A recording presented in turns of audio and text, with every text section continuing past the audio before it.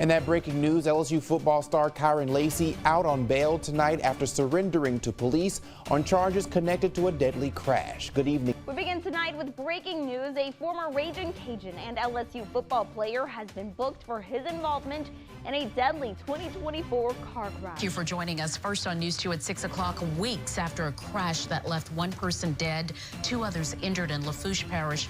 A former LSU football player is facing charges. State police issuing a warrant for the arrest of Kyren Lacy, saying his reckless driving led to that deadly crash.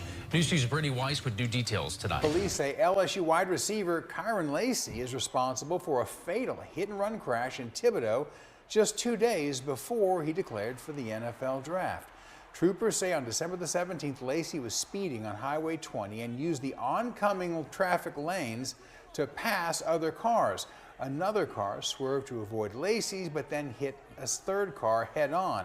A passenger in one of those cars was killed. So how do we get here? From having NFL aspirations to preparing for the combine to now being charged with negligent homicide. Before we can discuss that, I feel like it's best we give some context on Kyren Lacy and his football career. Kyren Lacy was born December 2000 in Thibodaux, Louisiana. He would go on to play high school at Louisiana Thibodaux High School, labeled the 8th best wide receiver out of Louisiana by 247 Sport, and had a great senior year with 54 receptions, 864 yards, and 18 touchdowns. Lacy also played basketball and had offers from Miami, Virginia, Houston, and amongst others. After Lacy's standout senior year, he would go on to play his first college year at his hometown in Louisiana for the Raging Cajuns. Lacy had a good season as a freshman. He would catch a team-high 28 passes for 364 yards and 4 touchdowns. His 4 touchdowns would also be tied for most on the team. His second year at Louisiana was very similar. There was not much improvement. He ranked 4th amongst the wide receiver corps with 304 yards on 21 receptions, 5 touchdowns, and had a few important catches throughout the year. Against Texas, he would have 3 catches for 40 yards and the first receiving touchdown of the season. After Kyren's first 2 years at Louisiana, he would transfer to LSU, where he would finally get to play with some big dogs. Lacy was just playing with Zy McDonald, a 5'9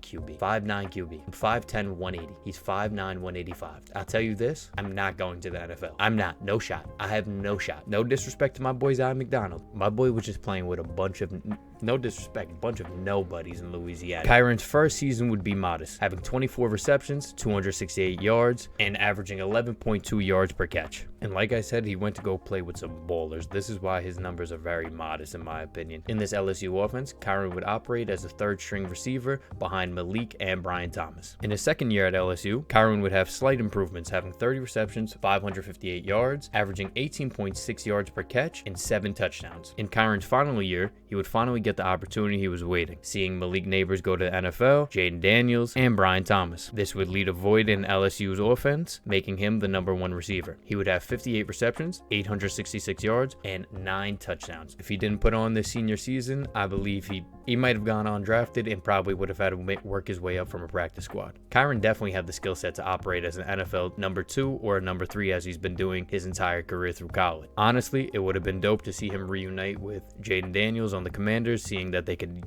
definitely use a #2 or #3 guy behind Terry McLaurin. Now that we've given some context on Lacy, for some of you that might not have known, let's talk about this tragic incident that took place in early December. According to Louisiana police, Lacy was allegedly driving a 2023 Dodge Charger on Louisiana Highway 20 and recklessly passed multiple vehicles at a high rate by crossing the center line and entering the lane while in a no passing zone. It seems Kyren was trying to avoid the traffic ahead by getting into the opposite lane of oncoming traffic, and this is where the collisions would take place. One of the drivers in a pickup truck hit the brakes abruptly to avoid a head-on collision. Behind the first pickup truck was a 2017 Kia, whose driver swerved left to avoid the danger. As the Kia avoided the Charger, it crossed the center line and headed into the northbound traffic, which collided with another Kia. Police allege Lacy drove around the crash and fled without stopping to call an ambulance or report the accident. On December 17th, Lacy turned himself in, accused of causing a crash that killed the 78-year-old man. He was then jailed, but then released on a bail of $151,000. Louisiana Sheriff's Office records show Lacy was charged with negligent homicide, felony hit and run with death, and reckless operation of a vehicle. A warrant had then been issued Friday prior to the arrest made on Sunday. Herman Hall, a passenger of the Kia who swerved into the southbound traffic to avoid Lacy, was later confirmed dead from the injuries suffered in the car crash. Both drivers of the Kia sustained injuries. Lacy's agent said he is fully cooperative with the incident and accident. To me, the crazy part, the insane part, I don't know. I don't know. I have no idea.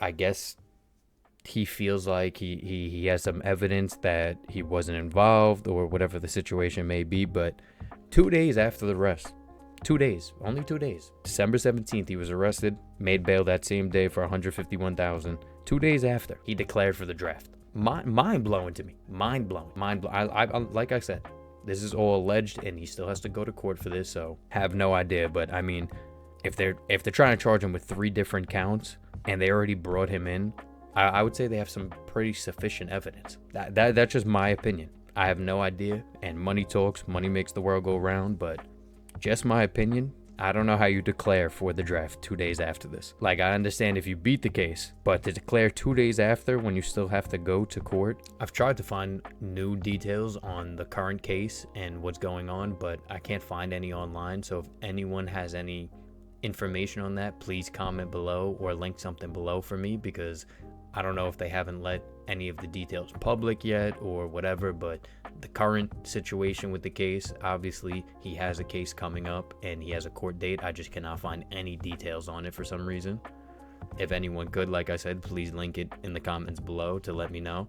But what do you guys think? In my opinion, honestly, I think he's done for. Didn't have a standout college career. He wasn't a 5-star athlete out of high school. He was a 4-star athlete. College career isn't very standout. So I just don't think NFL teams are really going to take a shot on him. And all of this is alleged, of course. But if he's found guilty, then honestly, I believe he's going to get the Henry Ruggs treatment. It's terrible to see a young guy's career just go down in shambles like this, especially because, like I said before, he was easily probably a 5th or 6th round draft pick. Could have been a role player for a team, 3rd string receiver for a lot of teams, 2nd string on some pretty terrible teams. But I don't think there's any way, if they have sufficient evidence, I don't think there's any way he honestly gets out of it. But NFL is a crazy place. Money talks. Money talks. Money rules the world. And if you got a good lawyer, you could do a lot of things. I would just love to know where all these receivers, not even just receivers, where all the soon-to-be NFL players' heads are at. Because this is not the first incident.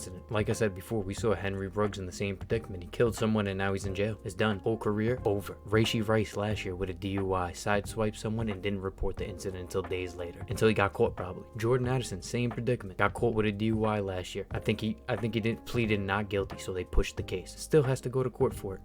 Just take an Uber, even if you're not intoxicated.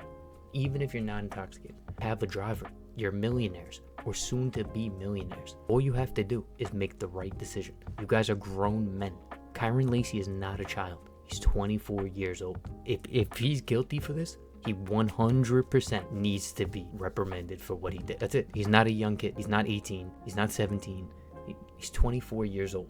I just don't get where these guys' heads are at. Like, you're going to be in the NFL soon, or you want to be. You have aspirations for the NFL, and you're doing stuff like this. It makes no sense to me. Makes no sense. Just make someone drive for you. That's it. It's that simple. Or call an Uber. I apologize. I probably just went on a little rant right there, but honestly, it just annoys me so much that you see so many of these athletes, not even just NFL players, a lot of athletes. I don't know if it's the money or whatever it is. I don't want to continue on the rant, but let me know what you guys think about the situation. What do you think about Kyren Lacy? What do you think's gonna happen? And if he's gonna even have an opportunity to play in the NFL. Like I said before, if he's found guilty, it's done. It's done. But let me know what you guys think below. And if you like content like this, please like, subscribe, and comment below. Thank you. I appreciate you if you made it this far into the video. Hope you all have a great day, and please give me some suggestions on any other videos you guys would like to see.